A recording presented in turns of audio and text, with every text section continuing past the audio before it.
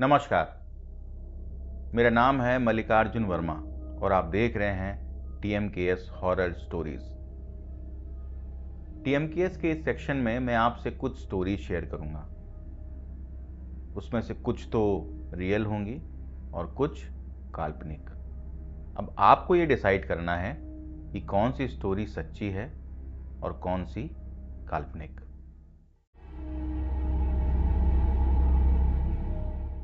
तो आज की कहानी है कानपुर की। कानपुर, जहां एक तरफ लेदर फैक्ट्रियों का शोर है तो दूसरी तरफ गंगा घाट में फैला सन्नाटा। कानपुर की गलियों में जितनी रौनक है उतनी ही अनसुनी कानपुर की कहानियां हैं। आज की कहानी है ऋषभ की। ऋषभ, जो कि 26 साल का है, वो एक मल्टीनेशनल कंपनी में सेल्स की जॉब करता था। दिन भर की कॉल्स और क्लाइंट्स की बातें सुन सुनकर जब ऋषभ परेशान हो जाता था तो अक्सर वो गंगा घाट में जाकर के बैठ जाता था। वहाँ की आरती, वहाँ की हवा, वहाँ का पानी उसको एक अलग तरह का सुकून देता था। आज ऋषभ बहुत खुश था क्योंकि उसकी एक बहुत बड़ी डील क्रैक होने वाली थी। उसके 3 से 4 महीनों के टारगेट एक बार में पूरे हो जाने वाले थे।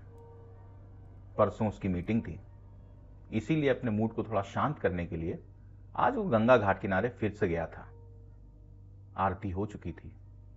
ऋषभ ने कान में लीड लगाई हुई थी और वो गाने सुन रहा था। गाने सुनते सुनते वक्त कहां चला गया उसको पता ही नहीं चला। अचानक से उसको महसूस हुआ कि हवा कुछ ठंडी हो गई है, टेम्परेचर कुछ डाउन हो गया है।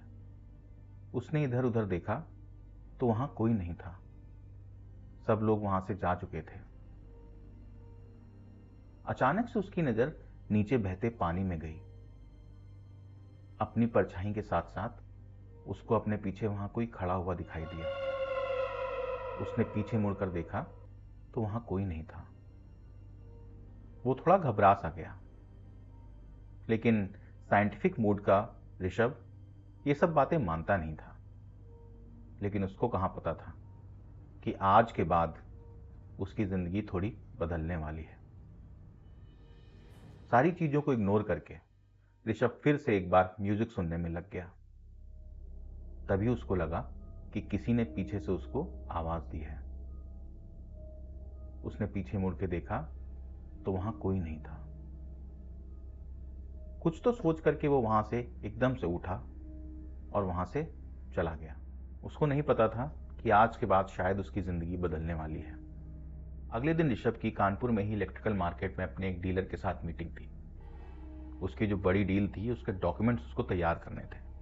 कानपुर का इलेक्ट्रिकल मार्केट, लंबी पतली गलियां, ऊपर तारों का जाल। वहां पर एक छोटे से ऑफिस में ऋषभ बैठा हुआ था। पीछे एक बड़ा गोडाउन था। किसी से बात करते करते अचानक से उनका जो डीलर था वो उठ के वहां से चला गया। ऋषभ अपने कामों में बिजी था।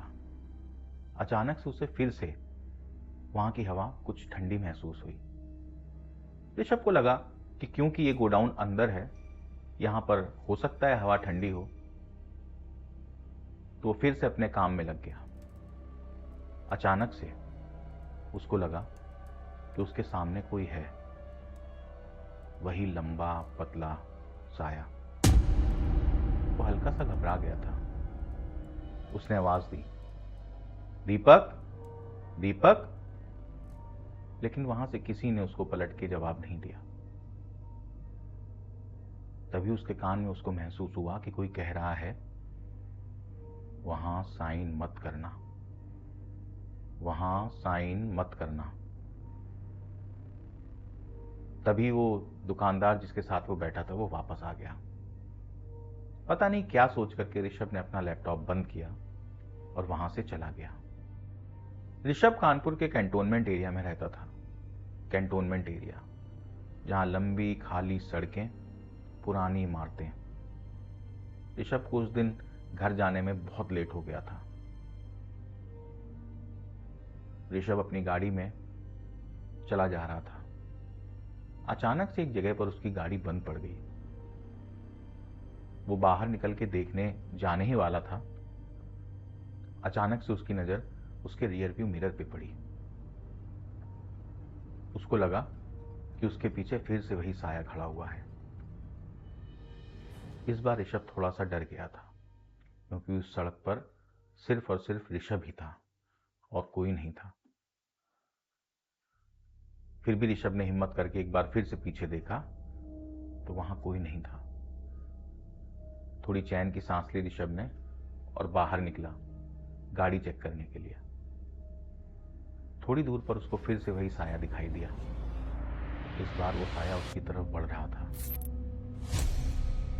वो साया उसके पास आया और ऐसा लगा कि ऋषभ के कान में किसी ने बोला है, ये डील मत करना, ये डील मत करना। ऋषभ बहुत घबरा गया था। वो फटाक से अपनी गाड़ी के अंदर घुसा। उसने दोबारा से गाड़ी स्टार्ट करने की कोशिश करी और इस बार गाड़ी स्टार्ट हो गई और वो अपने घर की तरफ चला गया। अगले दिन ऋषभ फिर से अपने उस डीलर से मिलने गया। आज उसको कॉन्ट्रैक्ट साइन करना था। कॉन्ट्रैक्ट साइन करते करते उसको फिर से वही सब एहसास होने लगा। वही साया उसको लगा कि उसके सामने खड़ा हुआ है। ऋषभ बहुत डर गया था। इस तरीके के एहसास उसको पहले कभी नहीं हुए थे। डरते डरते उसने ये बात अपने डीलर से बोली। डीलर ने उसको बताया कि बहुत साल पहले इसी कस्टमर से डील करते हुए एक दुकानदार और एक सेल्स इंजीनियर ने अपनी जान ले ली थी, क्योंकि उसके पैसे उस कस्टमर ने उनको दिए नहीं थे। शायद वही दोनों लोग ऋषभ को बार बार चेतावनी दे रहे थे ताकि फिर से कोई अपनी जान न ले, कोई इस चीज में फंसे नहीं। आज भी ऋषभ कानपुर में ही सेल्स में जॉब करता है। इस घटना की यादें आज भी उसके दिल में सिहरन पैदा कर देती हैं। आज भी वो उन्हीं गलियों से डेली घर जाता है, लेकिन अब उसको वहां कोई नहीं दिखता।